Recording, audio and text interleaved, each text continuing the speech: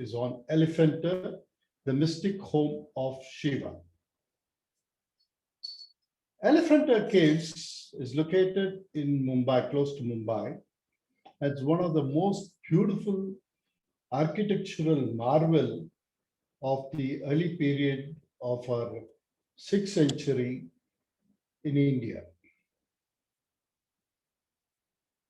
This particular cave is dedicated to Shiva, and when you see this, this has been declared as a World Heritage Site. And when you go there, you see most of the sculptures are highly damaged condition. But in spite of all these damages that have been ravaged by so many people to these sculptures,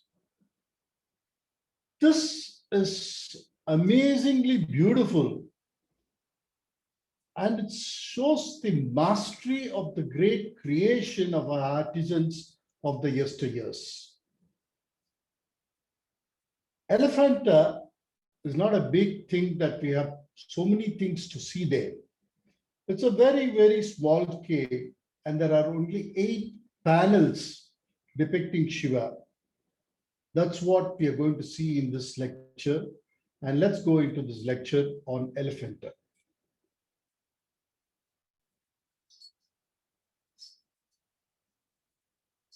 Elephanta caves are the most ancient and splendid manifestation in the Hindu art in the western region of India. This is located in a small island of the Arabian Sea, about 10 kilometers from Mumbai's gateway of India. And you will have to take a ferry to reach this particular island. And there's plenty of ferry services available from Gateway of India to this island of Elephanta. And it takes about an hour and a half to reach this particular place from the Gateway of India. The island was known as Gharapuri in the ancient records. Even some historians do not accept the word Elephanta, and they say it as Gharapuri. And this Gharapuri is what's mentioned in the earlier records about this cave temple of Elephanta.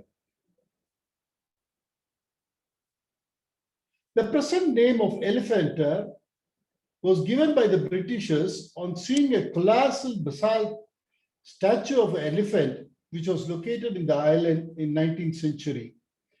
What you see here in this picture is the colossal big basalt elephant that was once located in this island in front of this cave, which was later moved by the Britishers to the mainland at Mumbai. And now it is located in one of the parks there in Kolabai area. And that's how this particular cave temple gets the name as Elephanta.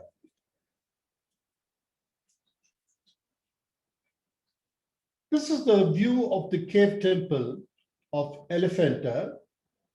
There's no historical record or inscription available relating to the date of this rocket excavation. This rocket excavation has been done here, and there's no record of inscriptions or anything so far available regarding this particular cave. This is not a sandstone hill nor a granite hill like what you see in Tamil Nadu or sandstone hills seen elsewhere. This is very similar, the rock formation is very similar to that of what you see in Ajanta and Ellora. It's volcanic rock formations. So this is a typical Western region rock formation in which this cave temple has been excavated. There's no evidence to the name of the king or the dynasty to which he belongs who created this colossal monument. This is a huge, beautiful monument. And of course, today we do not have any records or evidence to state that this was made by so-and-so king or so-and-so timeline or anything. Nothing is available today.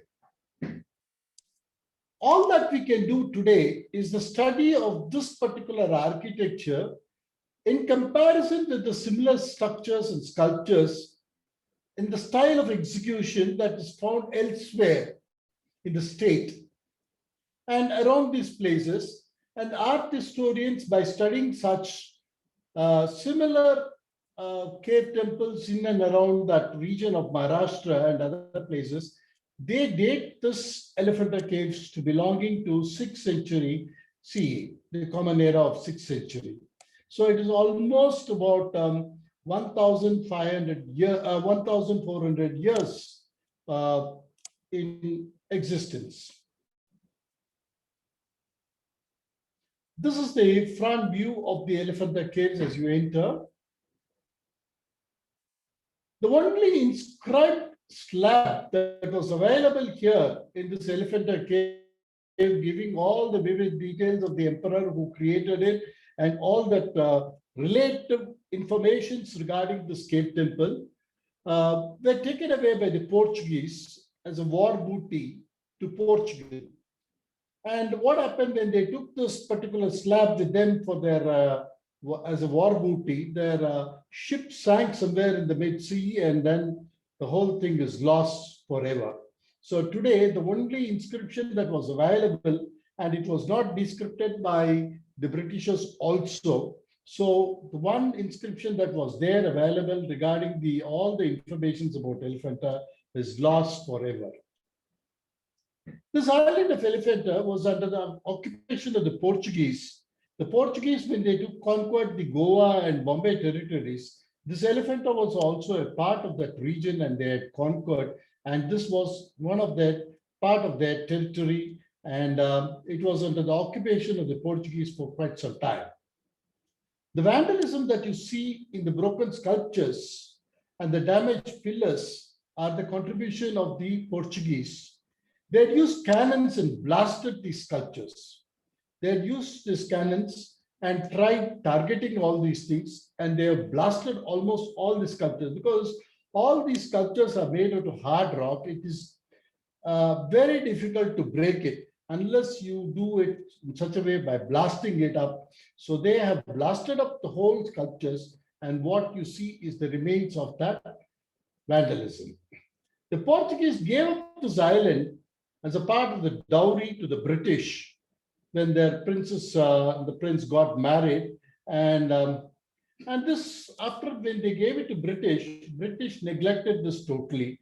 And this went into a state of neglect till time of independence. So till the time of independence, nobody knew anything about the greatness of the Elephanta caves at all.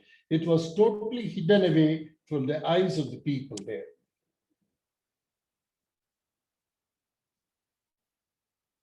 A few historians who have studied this particular cave temple attribute the state temple to the Kalichuris. And these Kalichuris are dated much earlier than the 6th century, what has been now confirmed by the historians, present historians. Some say that it's 6th century. Some of them say this should be dated even much earlier to the 6th century, and that is Elephanta. Some assigned this creation of the Vakataka rulers who were ruling this region during the 6th century.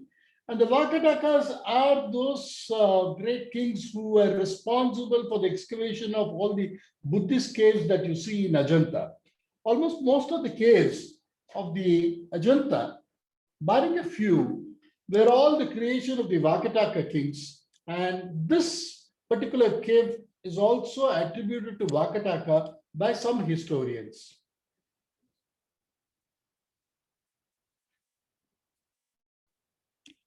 This region was under the occupation of the Chalukyas of Badami from the 5th century. Hence, there are historians who claim this should be a contribution of the Badami Chalukyas. When you see this pillar, what you see here, and the pillars that you see in the Badami caves, they have striking resemblances. So this is also attributed to Badami Chalukyas who were occupying this territory in the 5th century.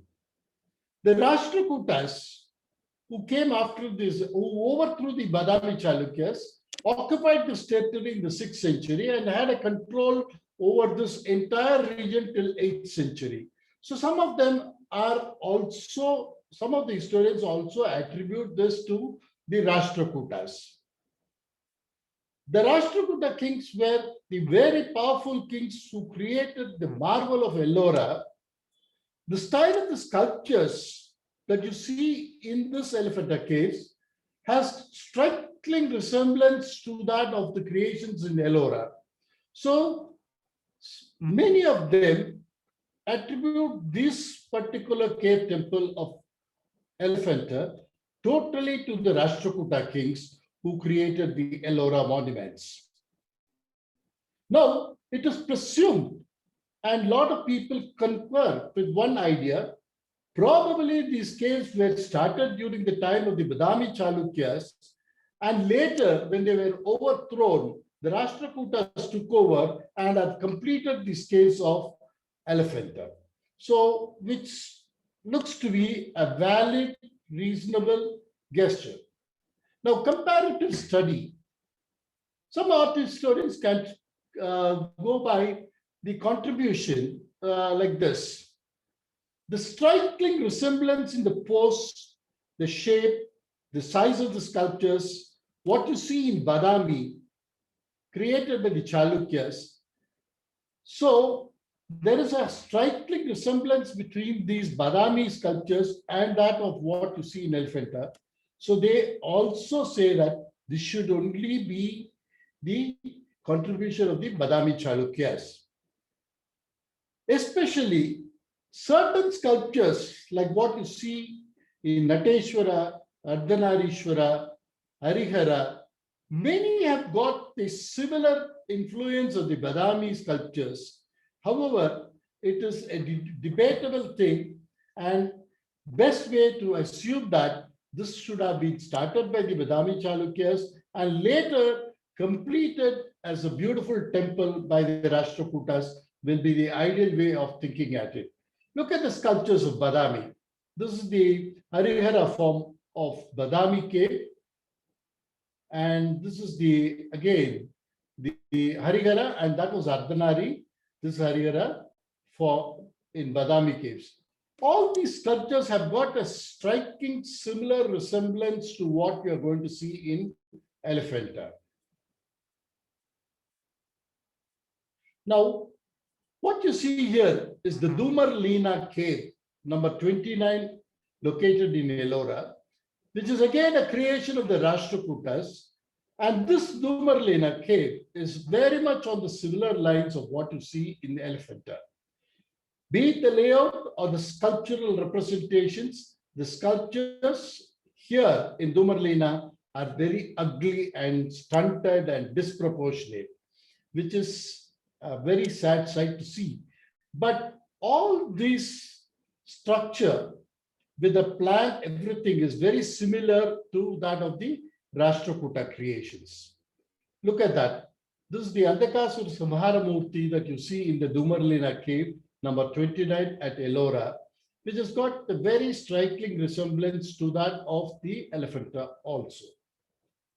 This gives more scope to understand major sculptures were executed by the Rashtrakuta, and this Elephanta can be attributed as a Rashtrakuta creation.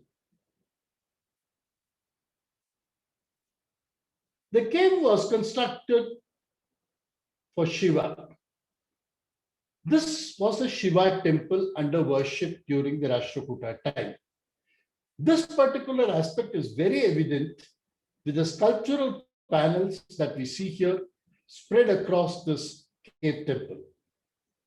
Shiva in this multi-headed form serves as the preeminent focus of the entire cave structure.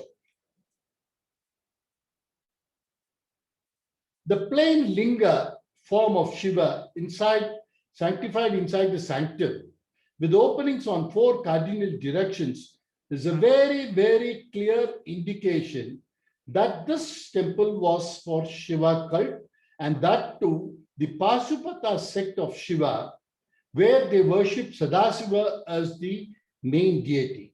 The Pasupata sect is one of the sects of Saivism, which was in the ancient period, followed from the Kashmir Saivism. And this particular Saivism followed the worship of Shiva as Sadashiva Murti. the Shiva with 5 heads. So this is attributed to them. This is even more clear in the depiction of the colossal Sadashiva Murti that has been represented here in this beautiful temple. The Sadashiva, the 5 faces of Shiva, is seen here.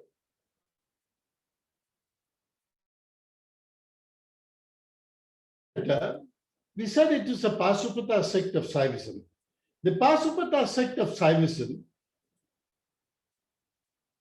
always worship Shiva as Yogeshwara, the person who is involved in yoga or a meditative pose, meditative posture of Shiva. And that was called as Yogeshwara. These panels are integrated to emphasize this temple was dedicated to the Yogeshwara form of Shiva.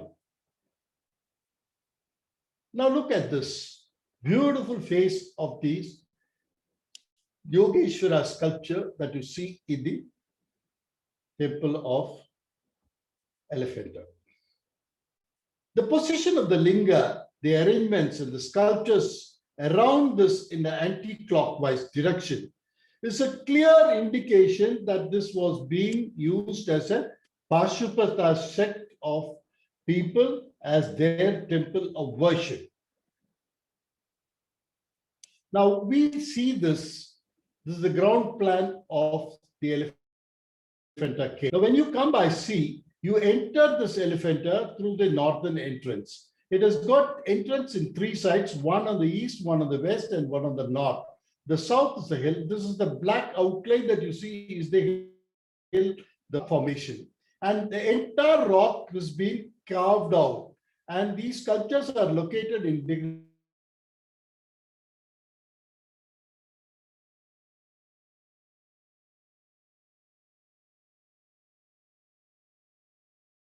opposite to that, you have the Yogeshwara. Here you have the Andakashwara Murti, and then you have the Parvati Kalyanam. Again, you have the Gangadhara Murti, and the center focus of this temple is the Sadashiva Murti, which is here. And this side, you have the Ardhanarishwara form of Shiva, and you have 2 rare sculptures. One is the Shiva and Parvati playing the game of dice in Kailash. Another one is the Ravana Anugraha Murti. These are the 8 sculptures that are available in this temple. And every sculpture is a marvelous creation with so many details. That's what we are going to see here. Now I'm going to take you into this temple in the same fashion. Enter through the north gate, see one by one all these sculptures, see the linga, then see all these sculptures, and then come back to the Sadashiva Murti in the last. So we go on the travel now to Elephanta and explore the beautiful sculptures of Elephanta. Yogeshwara, the Lord of Yogis. This is the first sculpture that you see onto your right, onto your left when you enter into this cave to the north. Shiva seen in the meditative pose. He's seated on the cosmic lotus. The lotus represents the creation, and that lotus stem is shown like a pillar, and that pillar is the world.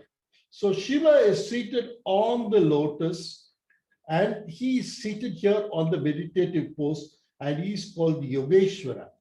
Yogeshwara is the supreme master of yogic disciplines, and he is the teacher of all arts that gives you a realization of the ultimate reality. So that was the position, the posture of Shiva as Yogeshwara, which is considered as the ultimate by this sect of Pasupata people who had built this beautiful temple. Now look at this. Normally, a person who's in meditation or yoga, he is always seen in a solitude. And Shiva, whenever he is represented as Yogeshwara, he is always shown in solitude. But here in this sculpture, what panel that you see here, it is a crowded panel, flanked by several gods and celestials all around this Yogeshwara. The Gandharvas Here you see are seen with their extended limbs right above the head of Shiva. You see Brahma here, he's seated there on the lotus right above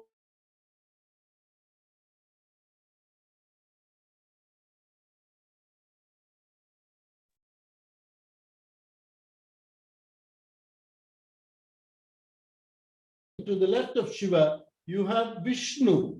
Vishnu is seen here seated on the Garuda Vahana. The Garuda Vahana of Vishnu is there. Vishnu is seated on that. Of course, all the face, everything has been mutilated, but still we can make out very clearly this represents Vishnu.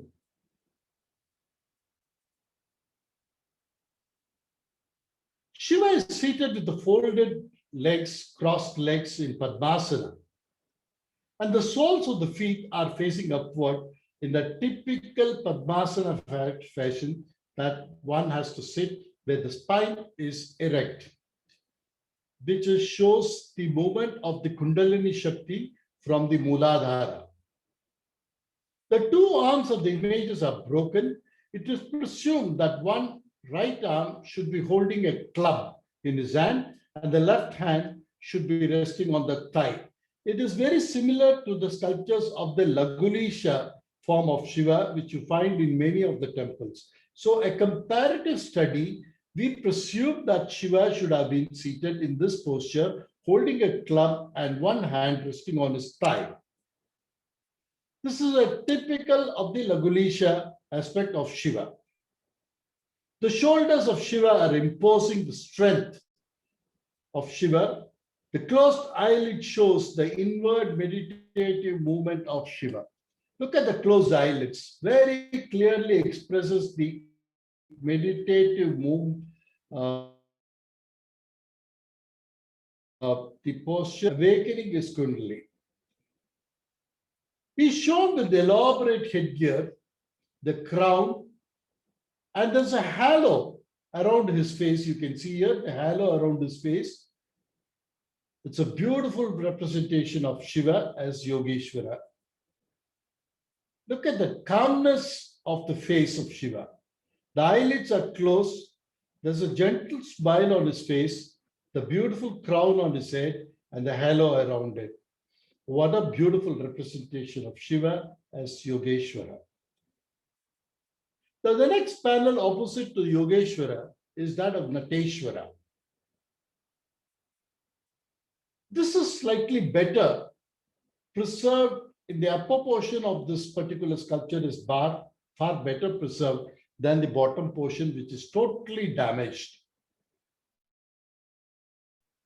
Here the arms are stretched out, not only one arm alone is coming across his chest. So the other arms are stretched out very well and Shiva is seen in the dancing posture. As the both legs are missing, we do not know how the leg positions were there, whether they were in raised position or whether they were on top of apasmara. We do not know anything because both the legs are being chopped. So today we have to presume certain things, but a comparative study of this posture with any other posture elsewhere, we can say that in Natya Shastra, this pose of Shiva dancing was known as Lalita.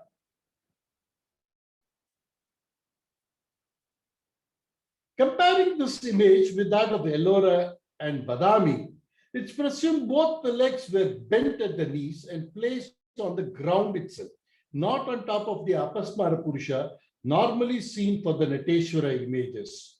One of which should have raised his heel up in a tapping position to the music and he was dancing. Now we see the sculpture of what you see in Badami. Both the legs are bent here and this leg is slightly raised, the heel is raised and the heel goes tapping like that for the music for which he's dancing, the drum sounds that he is dancing. So we presume this was the person or the position of the Nateshwara image at Elephanta also, and this was called the Lalita. So again, in the Dumarlina cave also, a very stunted form of the same position is being depicted there, where he's shown tapping one of his foot. So Shiva is performing a violent dance. Now, we can't make out this was a violent dance at all by just looking at the face of Shiva. But all the other attributes say that this was a terrific violent dance that Shiva was doing, a dance that has been associated with the destruction of this world. The Tandava.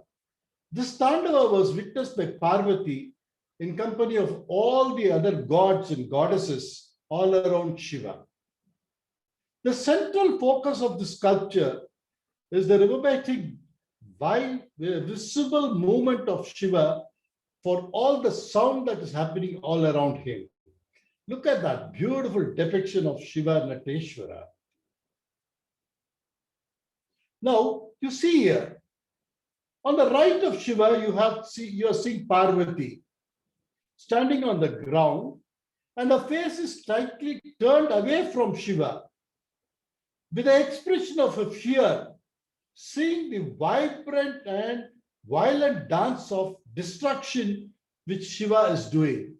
So that gives you a very clear idea. If it is an Ananda Tandava, Parvati would also join him in dancing, or she would be enjoying the dance. But here she turns away the face. So this is shown as a violent dance of Shiva, and that attributes the Tandava of destruction which Shiva is performing here. Look at that. The body language of Parvati, her face, her limbs, everything has been cut, but still the expression is very clearly visible in the sculpture.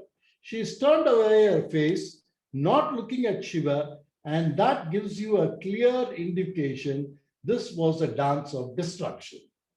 Now here, you can see the Vishnu, again seated on the Garuda Vahana. The Garuda's face and the most of the Vishnu's face is also damaged. You see the elephant here. This is the Airavata, the Vahana of Indra. Indra is also seen to the right of Shiva. On the right above the Parvati sculpture, you find Vishnu and Indra there. Just behind the Vishnu image is Indra is seated on the Airavata. All these images are badly damaged and very, very difficult to recognize unless you know the history of the Puranas as a base to understand this.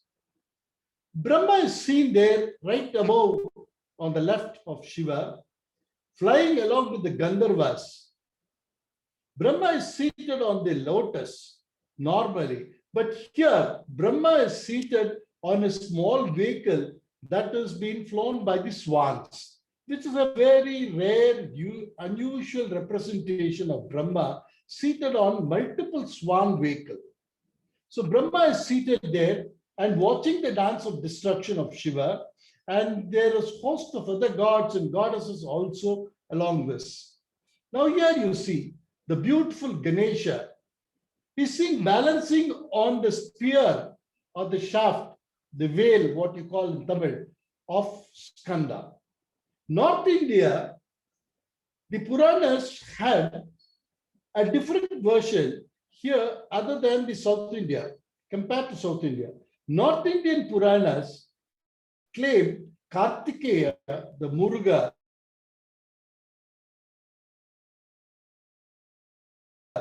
the sun, whereas it is vice versa here. So that's why here it is shown that Ganesha is a small boy and Kartikeya is seen here. Skanda with a decorated crown is seen standing holding the spear shaft in his hand. And Ganesha is clinging on to the shaft and balancing himself there. Look at that Skanda. He's standing with the spear and you find that Ganesha there. What a beautiful depiction of these two sons of Shiva who are enjoying the violent dance of their father Shiva. All these important sculptures and many more occupy the dancing form of Shiva that you see here.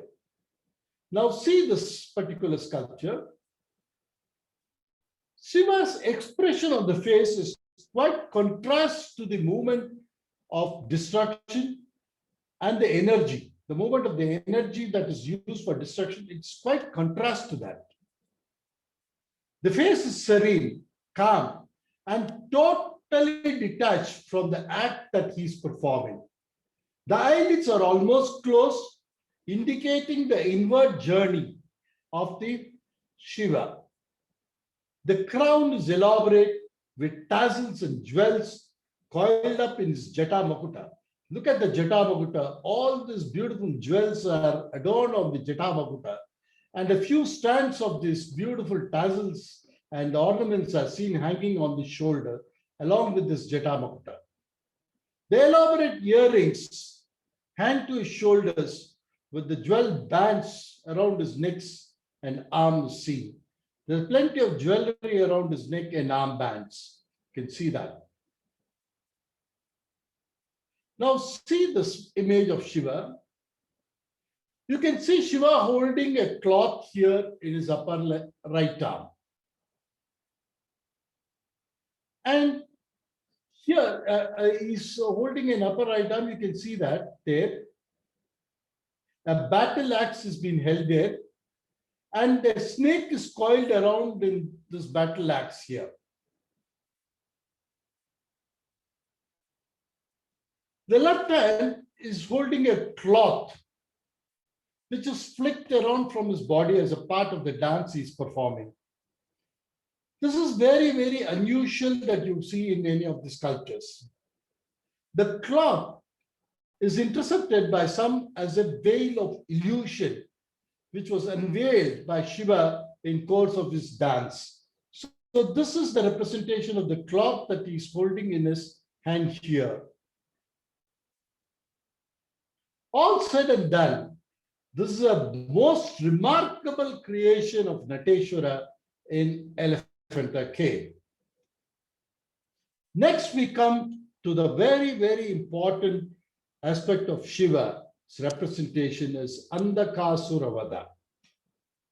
Andakasuravada depicts the story of Shiva killing a demon and asura called Andakasura. Andaka means a blind asura. Andakasura was born out of the sweat of Shiva, so he was also considered as Shiva's son. He gained a lot of strength and he became a demon or asura. With all the strength that he gained, he went into negative aspects and he became a demon.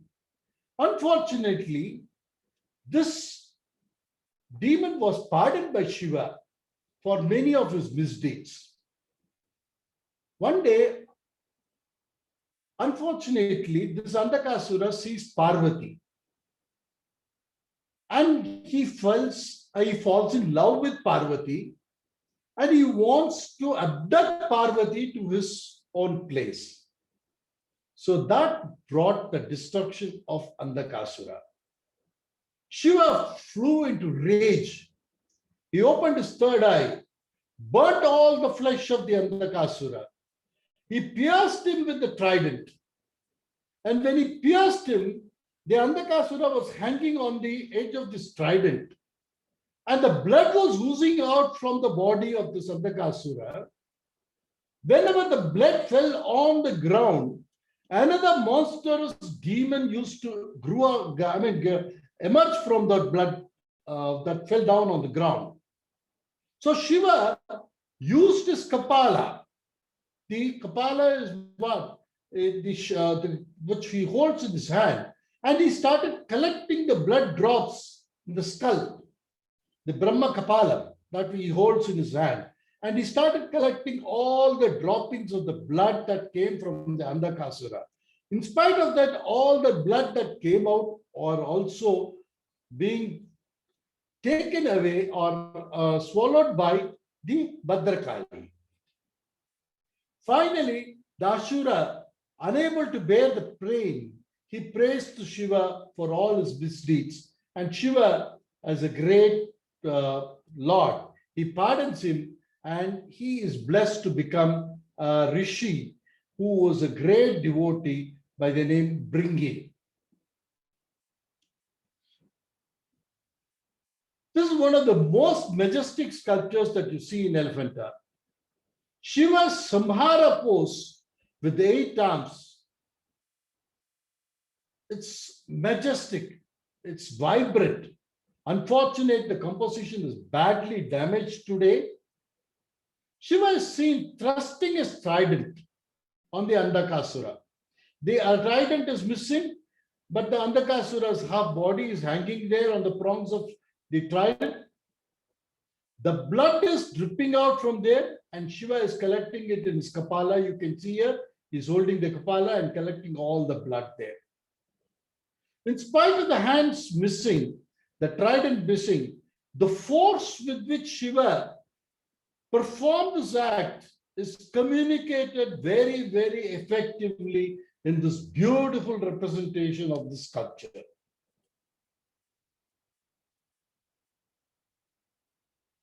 Kalidasa, the great poet, in his masterpiece work of Kumarasambhava, says that an Asura by name Nila,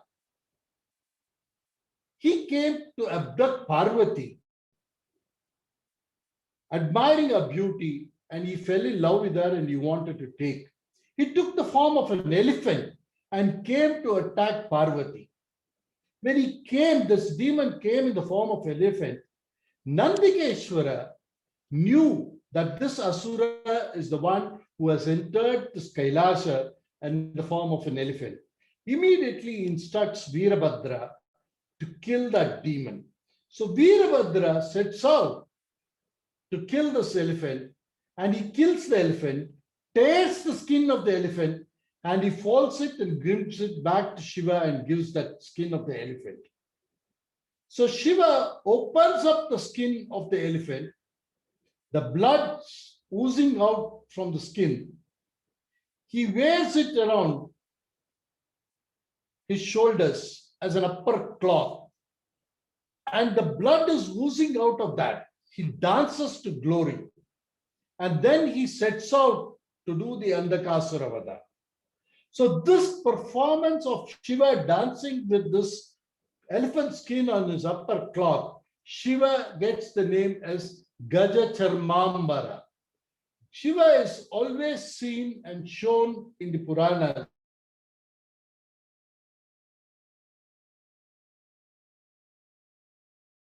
that he found him. So he is known as Gaja Charmambara. So that is what is seen here in this.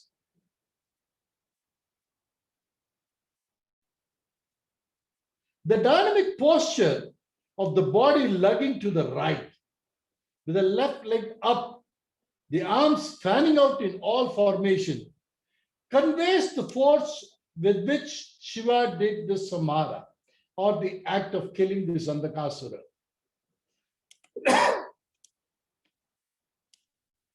Shiva's anger is seen in the bulging open eyes, broad nose, and slightly open mouth with the fangs protruding out from his mouth. What a beautiful depiction. Shiva is seen with the triple level crown, with the skull in the middle, and the matted jeta locks that you see on the head. See, these jetas are cascading down up to his shoulders. You can see them hanging on the shoulders also. What a beautiful, marvelous creation of Shiva. The expression is phenomenal in this beautiful sculpture. Look at that. What a beautiful expression. The beauty of the sculpture is depicted in the anger that is shown in the face of Shiva. Look at the bulging, rounded eyes, the open mouth, creating a sound when he is killing that Andakasura. The fangs on the tooth is seen here. Look at that anger, which is so beautifully expressed in this wonderful sculpture of Andakasura Vada. The lower portion of the sculpture is damaged beyond recognition, and the accessory figures that form a part of the panel are also missing there. Now, what you see here is the upper panel right above the Shiva's head. The Shiva's arm is shown here holding the Gaja Charmam, which is wearing it while doing the Andakasura Samhara. And here you find lot of Gandharva images and couples, Gandharva couples holding garlands. And there's a faint indication of the clouds also seen here in this wonderful depiction of the Andakasura moment, Vada, that moment of Andakasura Vada, very, very clearly. Now, let us have a small comparative study of this beautiful sculpture of Andakasura. In temples of Tamil Nadu, you do not have much of the depiction of this form of Shiva doing the Andakasura Vada. But in north part of India and the central India and some regions of Karnataka, you find this beautiful depiction of Andakasura Vada. What you see here is the Andakasura Vada that you see it in the temple of Pattadakkal. Where is the Changameshwara temple at Pattadakkal, where Shiva is seen doing the Andakasura Vada with the trident and Andakasura hanging there on the trident. Look at this. This is again a beautiful creation of the Chalukyan kings, Western Chalukyan kings, in the temple of Alampur in Andhra Pradesh, where Shiva is doing this Andakasura Vada by just piercing the spear or the trident into Andakasura. What a beautiful depiction of this Andakasura. Comparatively, you keep studying at this and the one that you see in Elephanta, you can understand the difference and the beauty of this particular sculpture at what you find in Elephanta. Look at this. This is again another wonderful depiction of Andakasura in one of the temples of Rajasthan, which is also a highly damaged condition. And this is again beautiful Andakasura Vada. This is a panel that is now available in the National Museum at New Delhi. This is belonging to the Pratihara kings of Kanuj. So this was from one of the temples taken out, and it's been preserved now in the National Museum. Look at the beauty of Shiva. He's shown with the beard, everything doing this Andakasura Vada. But when you compare, this is slightly of the later period, maybe around 9th century or so. There are 2 to 3 centuries difference between these two sculptures. But look at the one at Elephanta and look at this one here. The Elephanta sculpture is more dynamic and the action is very, very clearly depicted. It's a marvelous sculpture. We have to read these sculptures from different places to understand the dynamism that is being represented in this wonderful sculpture at Elephanta. Again, this is one of the same Rashtrakuta creations from the temple of Kailash at Ellora. Look at this Andakasura Vada. This is totally different. And the grand majesty of that sculpture in Elephanta and the force with which he is doing that is totally missing in this particular sculpture, which is represented by the same Rashtrakuta kings, which they created a monument in Ellora. So this is how we comparatively study to understand the sculpture far better. Now we come to the next panel, which is Parvati Kalyana. Shiva and Parvati's marriage. Shiva did penance in Himalayas after the Sati's death. He goes there and sits in Himalayas in a meditative pose as Dakshinamurti, the Jnana Guru. Parvati, Shakti is born as daughter of Himavan, the name Parvati, the king of Himalayas. And she comes and assists or does all the services for Shiva in his meditation. And she falls in love with Shiva. Parvati falls in love with Shiva. And she waits for the day to Shiva to open his eyes and to marry her. So this is the situation of Parvati in Himalayas. So Kama the Manmatha is being summoned by the Devas to distract Shiva, who is on to his meditation, by showering his arrows of love. So Kama does it. Shiva opens his third eye, burns him down. And finally, the Kama Moksha happens, and then Shiva agrees to marry Parvati for the happening of Kumara Sambhava, the birth of Kumara, to execute the great demon Tarakasura. So this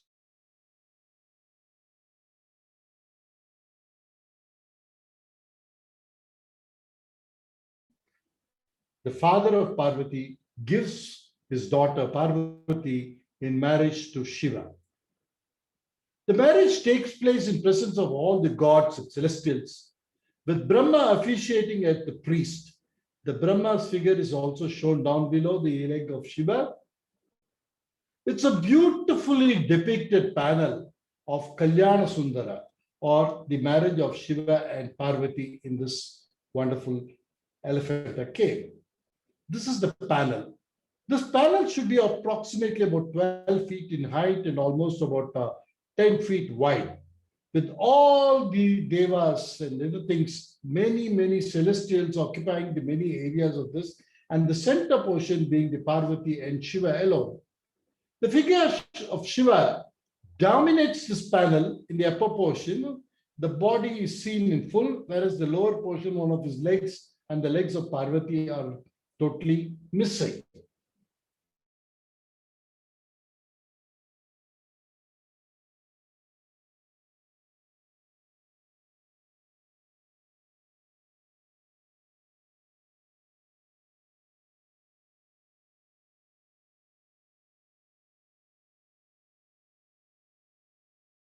Seen here, you see, this is the Brahma. None of the heads are there.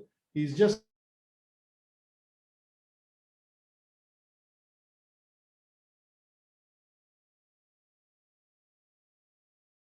Shiva is seen wearing a crown with jatas flowing around on his shoulders. A huge halo is seen behind the Shiva image. A huge halo is seen there.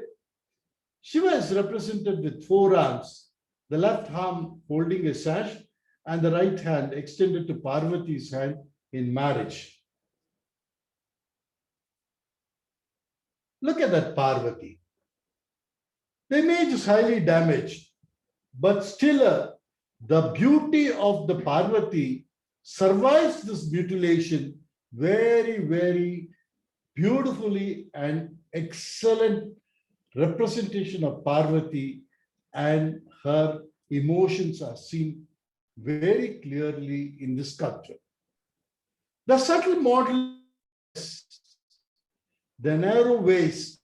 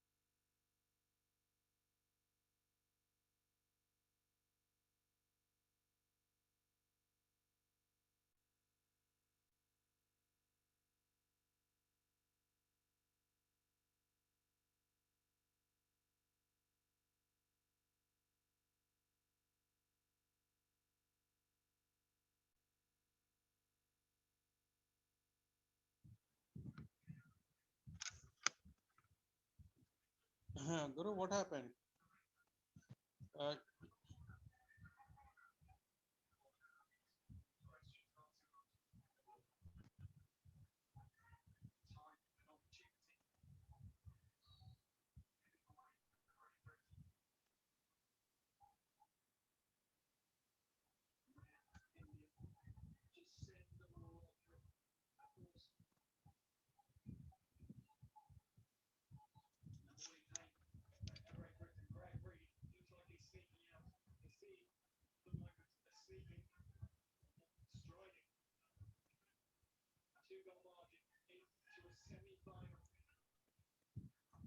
I'm sorry.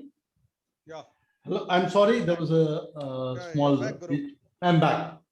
So we go with that 1 minute.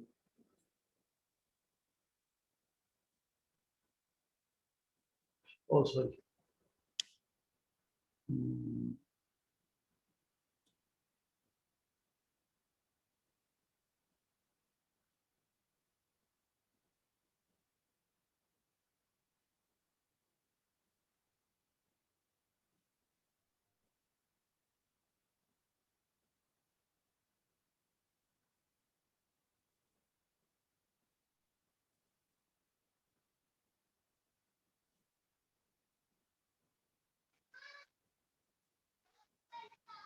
Yeah, I'm sorry for the small disruption.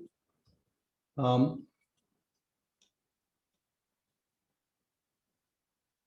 the facial expression that you see in Parvati is very gentle and serene. Her eyes are focused down in shyness. The ringlets on the hair, the curls that you see, the ringlets on the hair, seen there below the crown, and a bunch of hair is tied as a bun there above her head, and earrings, a big earring is seen around her ears. Look at that, big earrings. Parvati's head is slightly bent in shyness and directed, her vision is directed towards Shiva.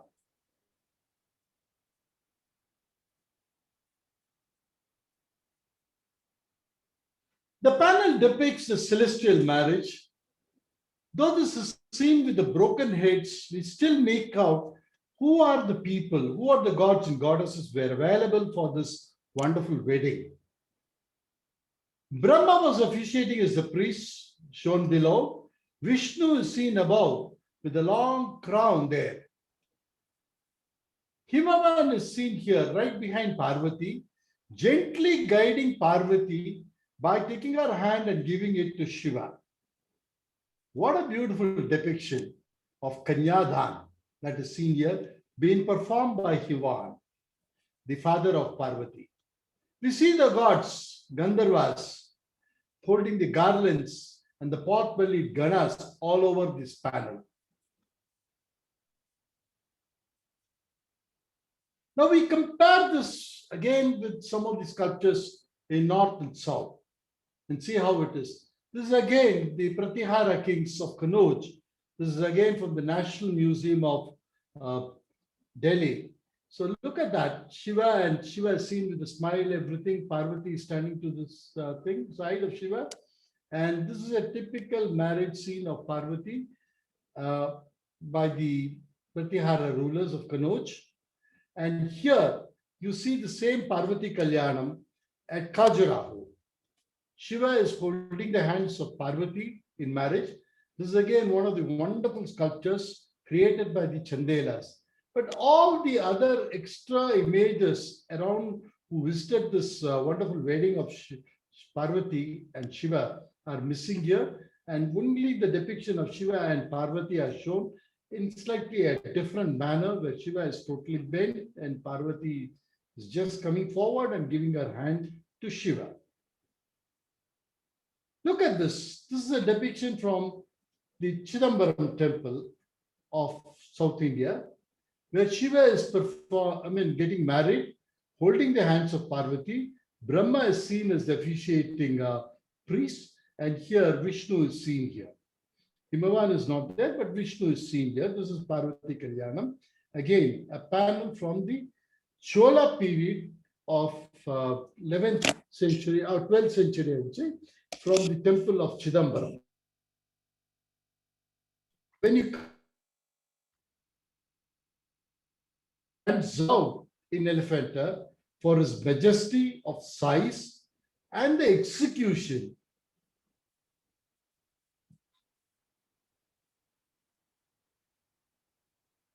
Now we come to the central shrine. The middle of the cave stands the square Shivalinga shrine. The shrine is devoid of any architectural features with simple doorways on the four sides and the plain bands that cover the beautiful doorways. The steps are there to lead inside the doorways to the sanctum. Inside the sanctum is filled with a worn-out plinth on which stands a huge Shiva Linga, a shaft that is set on the central of that.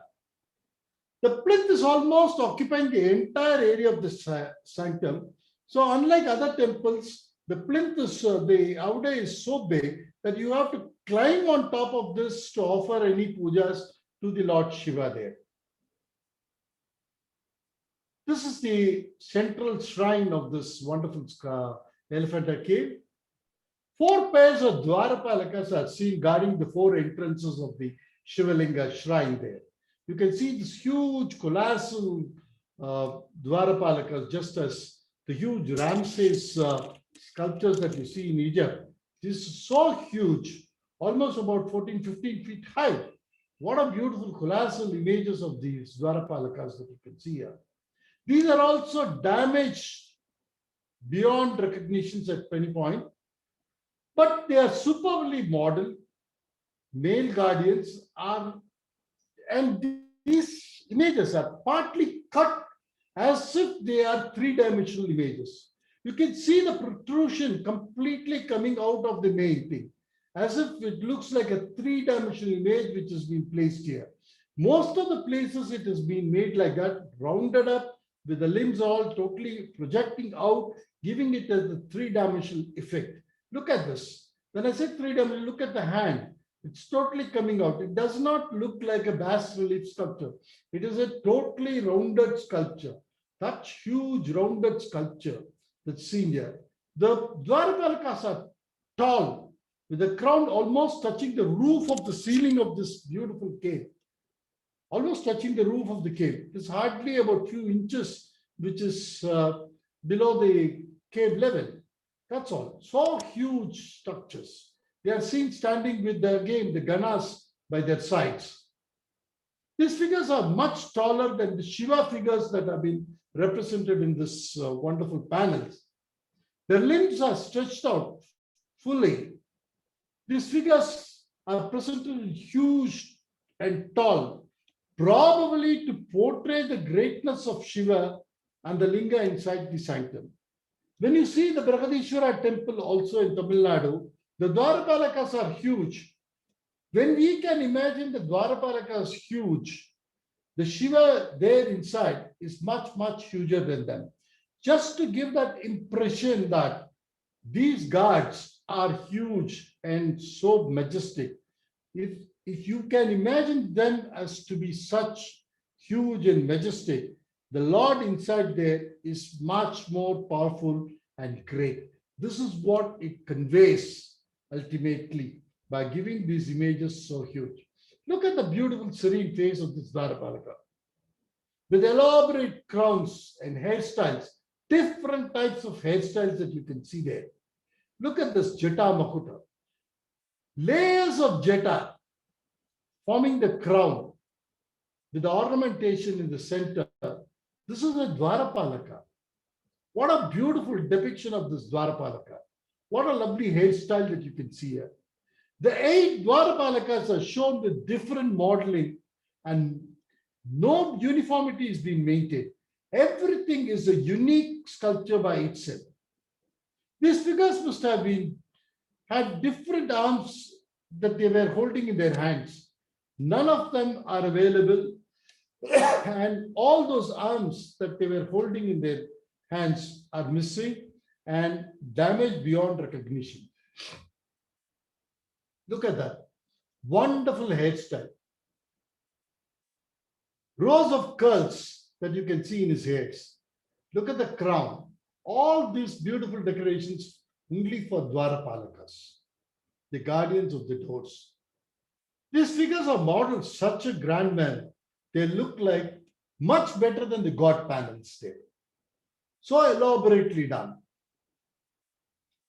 Next panel that we come is to Ardhanarishwara, the half man and half woman form of Shiva, which is known as Ardhanari. Shiva and Parvati, Prakriti and Purusha, both together is what is Ardhanari, and Shiva is Parvati combined as a composite figure here. The composite gender components are clearly expressed, even though the lower portion of this entire panel of sculpture is totally damaged beyond recognition.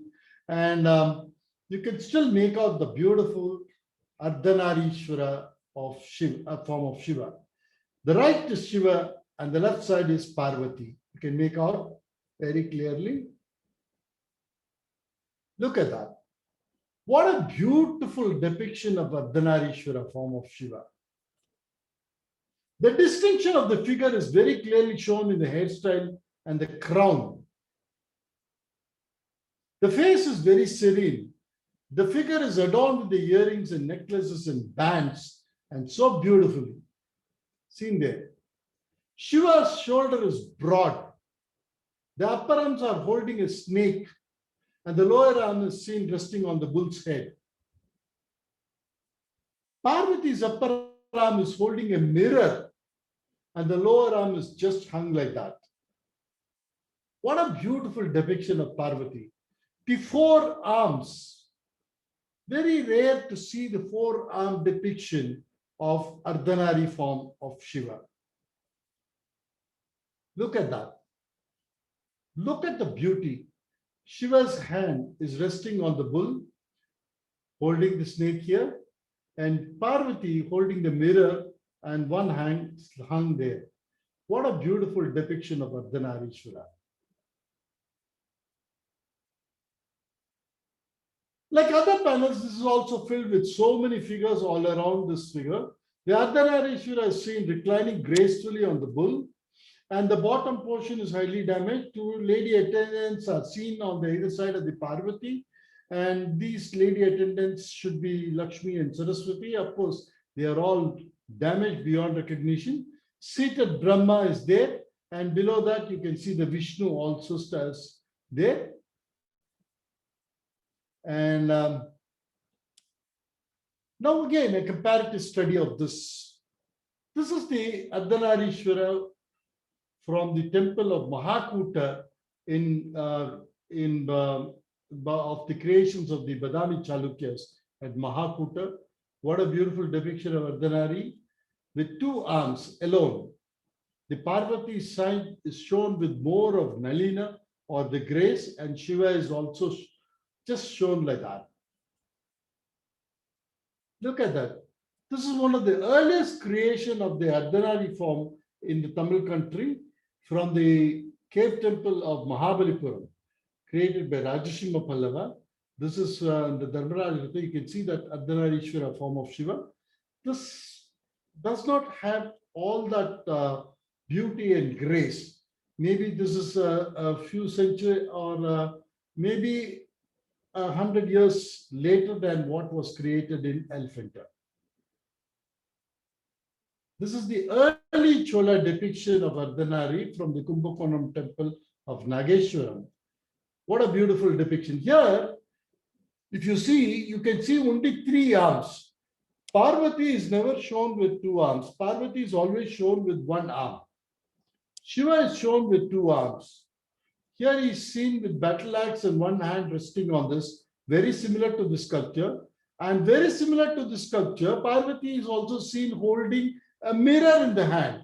Normally, in many of the sculptures, Parvati is shown holding a lotus flower or Nilotpalamala. But here she is shown a mirror very similar to that of this sculpture. Look at that. This is from the great temple of Rajaraja at Tanjavur. Parvati is shown here holding a flower.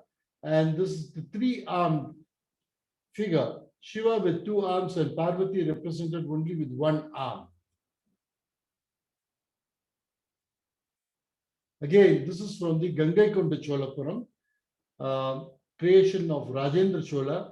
You can see the beautiful lotus flower that Parvati is holding, and the other two arms very similar to this of this sculpture. The elaborate crown that you see here is not seen here. And this is from the wonderful temple of Chidambaram. Again, the Ardhanarishwara form of Shiva of the later Cholas very clearly here. Now you can see the comparative study and understand how beautiful this sculpture was made. Now we come to the next panel.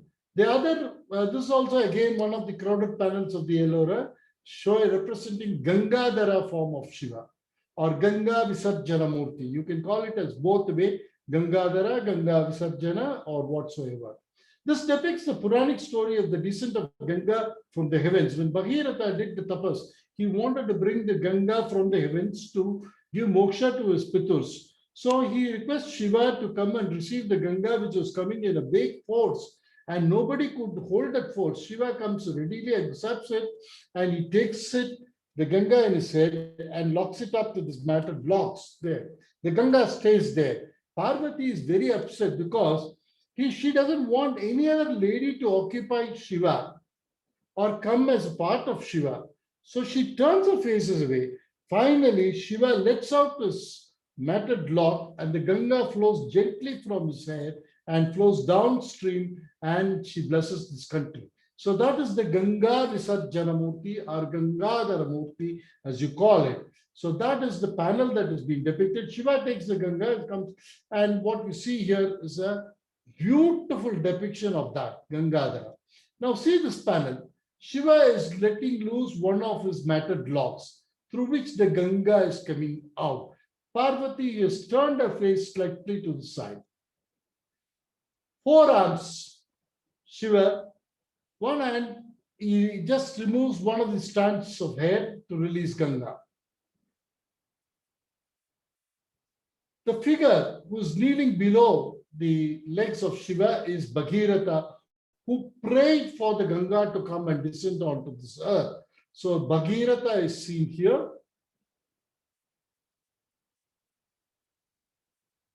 One Gana is seen below Shiva. Looking at the Gana is Parvati to her right.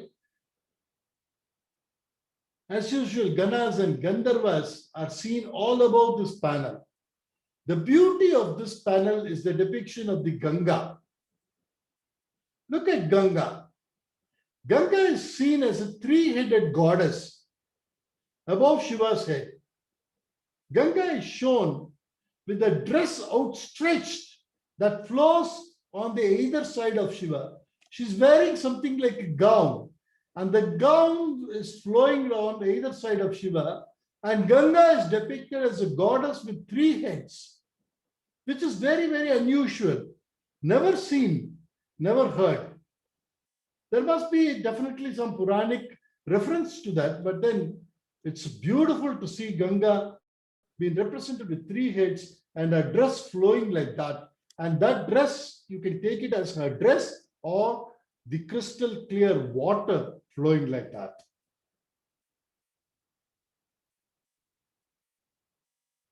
Shiva is seen with a plain crown and usual ornaments of the Gyopavitam and armbands. Parvati appears as a beautiful woman with her necklaces in ornamental ways. She's wearing earrings on her elongated ears, which is again a very different, remarkable depiction.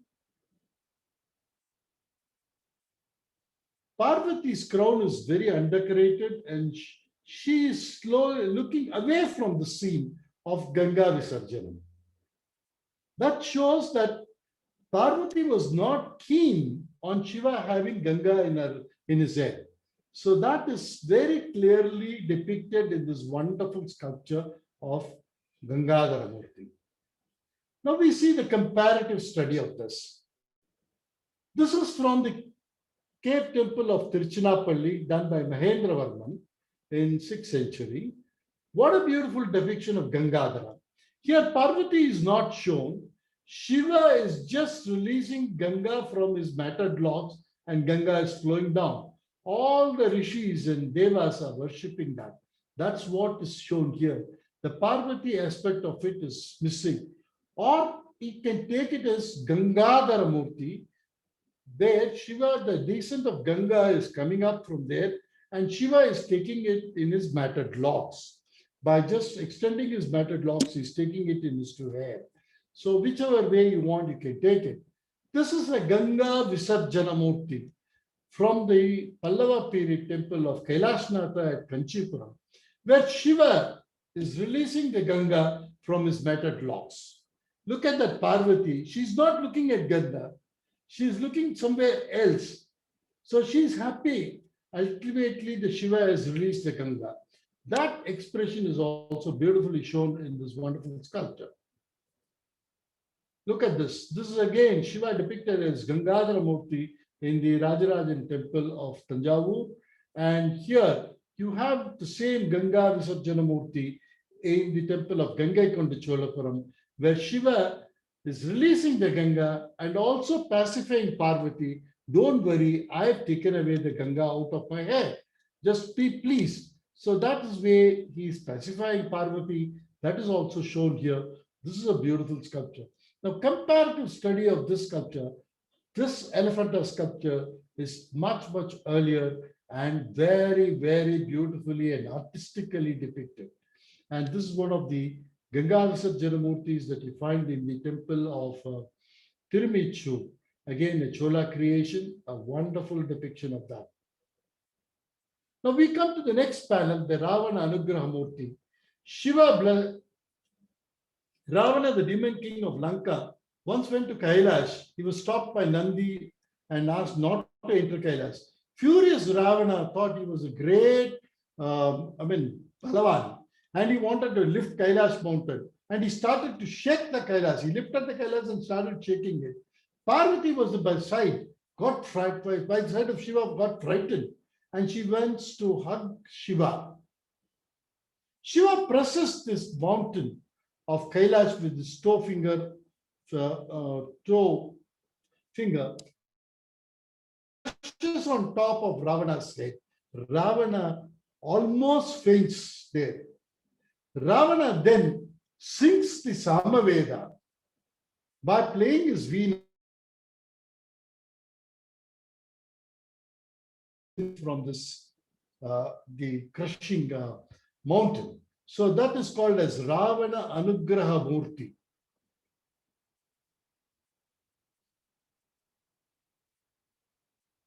This crowded panel is on, and most of the figures are damaged, totally beyond recognition, even the Shiva and the Parvati. Shiva is seated here. The left leg is bent and he is pressing the Kailash, it's shown there. Parvati is seated by the right of Shiva, and only you can see the hand of Parvati hugging on to that thing. And Shiva is assuring Parvati with this extension of his one hand there. And to the left of Shiva, you find a small figure, and his arm is also stretched there. And we presume that this baby figure should be that of the Kartikeya, and that has also been damaged beyond recognition. Down below is Ravana. The multi-headed, the 10 heads of Ravanas are all damaged, and Ravana is showing his back and lifting the Kailash like that. So he's not in the front portion of the Ravana's, the back head is alone seen. The other heads are facing the other side of the Kailash. So everything, the 20 arms,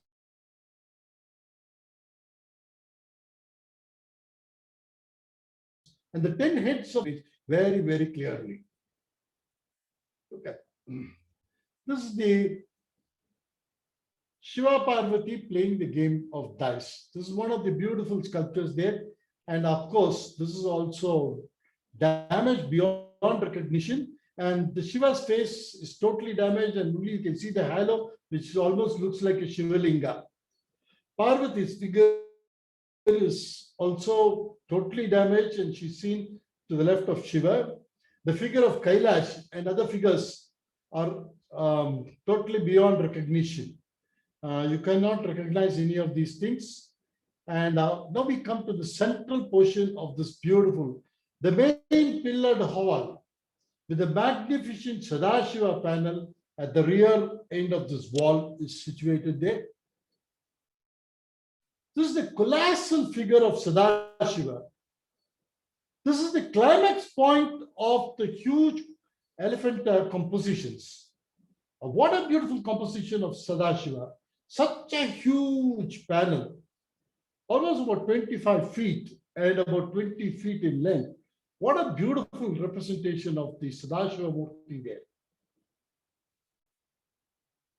Look at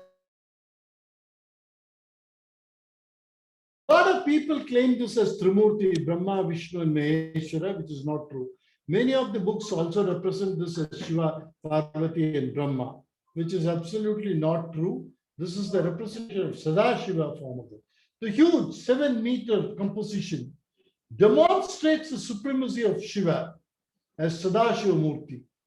Sadashiva is seen with 3 faces, and the 4th face is turned towards the other side of the rock, and the 5th face is always presumed that is hidden inside and looks above. So that is the Adho Mukhande. This panel is devoid of all accessory figures, which gives prominence to the greatness of Sadashiva worship and Shiva as a predominant figure in this entire cave temple. Look at that. The 2 Dwarapalakas with the center portion of the sanctum placed with the Sadashiva image. He's seen with 3 arms here. Up to the bust level, it is there. The 3 faces of Sadashiva. The 2 Dwarapalakas on either side of Dwarapalaka are badly damaged, but the crown and other things are seen. Though the weapons are lost, we can see these Dwarapalakas being joined with the Ganas on either side of them, which is again a different recognition, representation.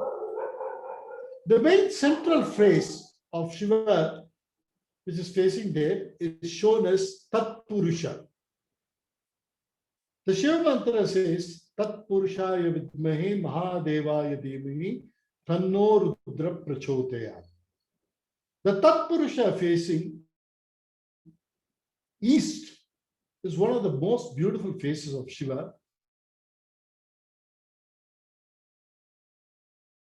And his particular face of Shiva is known as Mahadeva's face. The face looks calm and withdrawn, representing the yogic inward movement with the closed eyes and beautifully complemented by the features of Shiva. The deep curved eyebrows, the broad bridge of the nose, rounded face in the cheeks, the eyelids closed, suggesting the meditative mood of Shiva going inward. Look at that. Look at the beautiful crown. So intricately worked. Such a huge colossal image, so intricately worked. The simplicity of the face is in contrast to the heavy sculpted crown. The triple pointed crown is seen as dozens jewel sitting on the matted jatas. You can see it there. Shiva is seen wearing rows of necklaces made of gems. Earrings are adorned on the elongated earlobes of Shiva.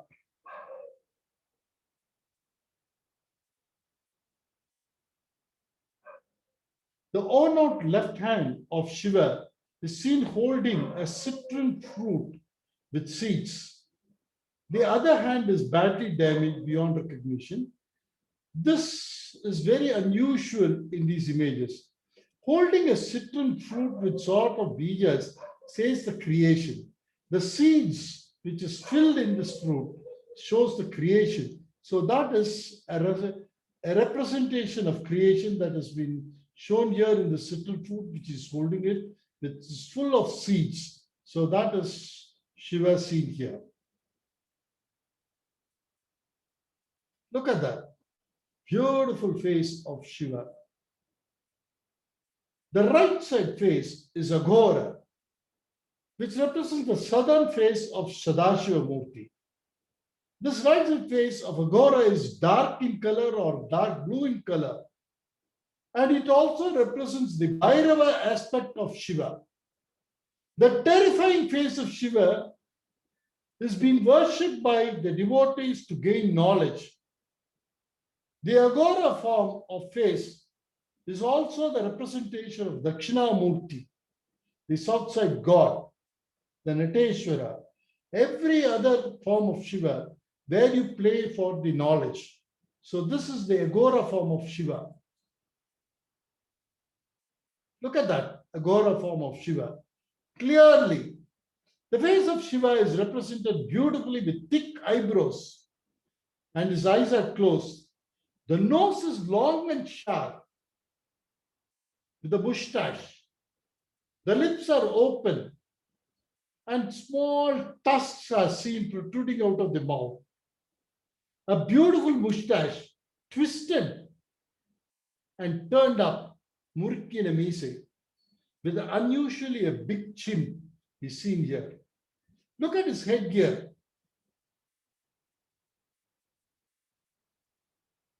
Dagara is seen with jettas tied up in a rustic manner.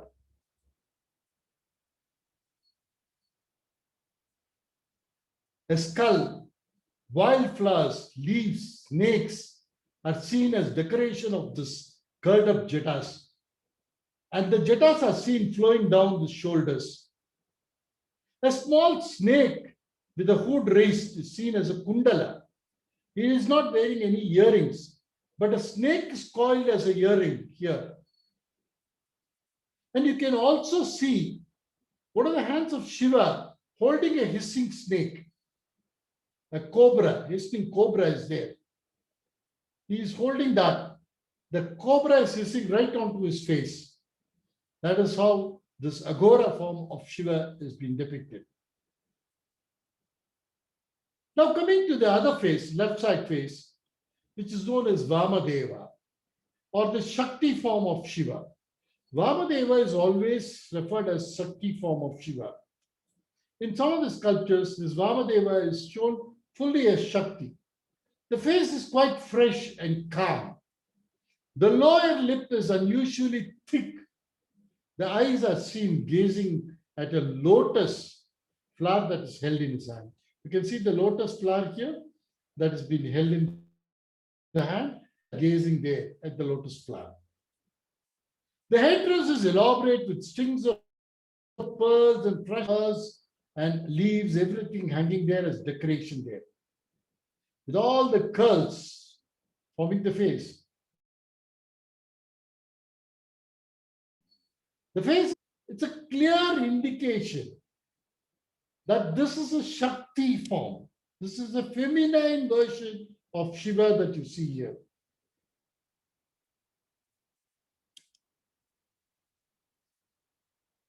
This is the colossal, beautiful, fantastic, extraordinary, exuberant, whatever you call that, all the adjectives you can add it to the beautiful Sadashiva Murti. The contrast between the three faces underscores the profound meaning of the great Sadashiva. What a beautiful image. The three faces of contradictory moods that shows peace, anger, calm, sensuality, and showing the inner mystery of this great image of this Sadashiva Murti. This great image of Sadashiva Murti, one that speaks the greatness of supreme power of Shiva, is majestically depicted as the supreme and the beautiful colossal sculpture as the centerpiece of this great Elephanta cave. Now, if we descend from the Elephanta caves to the east courtyard, we lead to a small temple, subsidiary temple located in the corner on the east portico. And this is again a small shrine for Shivas and the Shaptamatrikas are seen here. And this is a very, very subsidiary shrine of Shiva with the court going a lingam in the sanctum, and then there's a passage to go around this. The entrance doors leads to the sanctum is seen with a few steps, and either side, instead of Dwarapalakas, you have lion. Maybe these lions were brought in later and kept here, we do not know. A very plain circular passage is seen as the circumambulatory passage around the shrine of Shiva. And again, the next adjacent to that is the cave that has been dedicated to the Saptamatrikas. There, in front of this particular thing, there are two Dwarapalakas on either side with 4 arms. The Ganas are seen there with the Dwarapalakas. And you have the cave next to that is the Saptamatrikas, where all the 7 great mothers are seen here. And one side of this panel cave, you have the Ganesha, and the other side you have the Kartikeya image or the Skanda image there. All these things are badly damaged, and the Saptamatrika faces cannot be recognized at all. It's an uncomparable beauty of sculptures dedicated to the supreme form of Shiva as Sadashiva in the Pasupata shape. The wonderful creation of unknown artists and sponsored by the unknown kings in the dynasties 1500 years ago. The wonderful creation has been vandalized by the fanatic Portuguese under their occupation using their cannons. In spite of all the damages, this stands out as one of the most beautiful monuments of our land. Be it the fiery angered Andakasura Samhara or the joyful expression of dance expressed by Natasha, or the serene, calm representation of Mahadeva, the Tatpurusha face of Shiva, Elephanta remains the mystic home of Shiva. Thank you. I'm open for the questions. You can unmute yourself and you can start asking questions.